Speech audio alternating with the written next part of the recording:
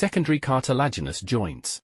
Symphyses are called secondary cartilaginous joints because it appears later in embryonic development and is independent of the primary skeletal cartilage, unlike primary cartilaginous joints, synchondroses. These secondary joints are permanent and slightly movable, connecting bones with fibrocartilage. What is the difference between fibrous joints and symphysis joints? Fibrous joints are immovable or slightly movable joints, where bones are connected by dense fibrous connective tissue, while symphyses are a type of cartilaginous joint where bones are joined by fibrocartilage, allowing for limited movement. Midline location of symphyses. Most symphyses are located at the midline of the body, such as the pubic symphysis between the pubic bones.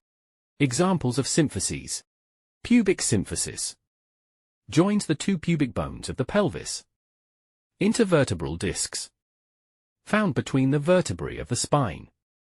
Manubriosternal joint joins the manubrium and body of the sternum.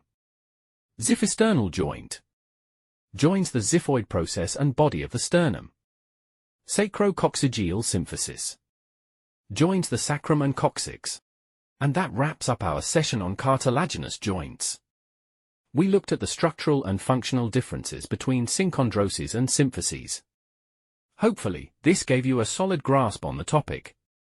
Thanks for tuning in, and keep learning smart.